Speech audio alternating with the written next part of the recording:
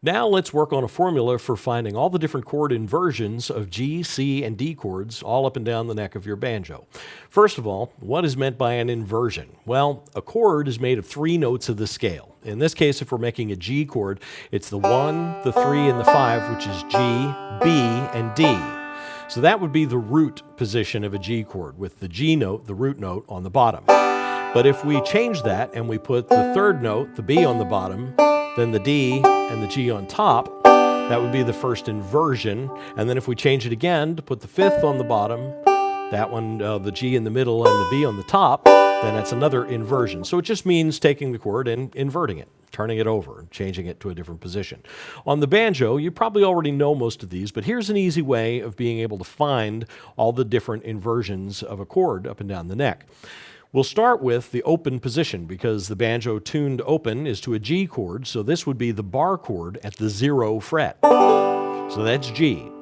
Next, we'll go up 5 frets, 1, 2, 3, 4, 5, and we'll build the F-shaped chord on that 5th fret. Now, when I say we're building it on that fret, I'm talking about putting your 3rd and 4th fingers on that fret. I'll call this the G chord, the F-shaped G chord at the 5th fret. And that gives me the next inversion of a G chord. If I take that chord and move it up 4 frets, 1, 2, 3, 4, and change to the D chord shape, there's my 3rd inversion of a G chord. Now, if I move that up 3 frets, 1, 2, 3, and make the bar chord shape, I'm right back where I started.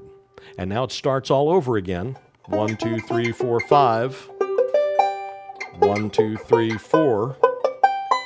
And I could continue going if I had a much longer banjo neck. So this works with all the chords, with every chord. So if we start with a C chord here at the bar chord shape at the 5th fret, and do the same thing, go up 5 frets, 1, 2, 3, 4, 5, and make the F chord shape, we have a C chord. Go up 4 frets and make the D chord shape.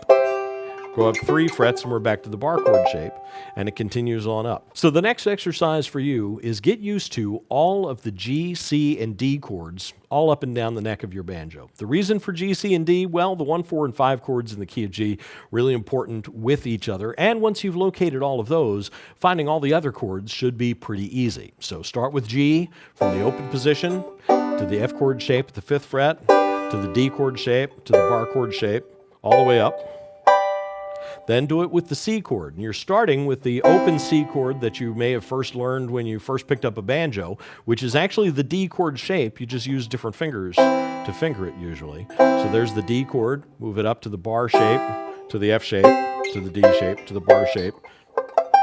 Now, if you can't play this chord because the frets are all so close together, it's okay. I just want you to know where it is. Then go from the D shape. So start with the D right here, to the bar chord, to the F shape, to the D shape, to the bar chord, and that would be the end of it right there. Find all of those, and then we'll move on.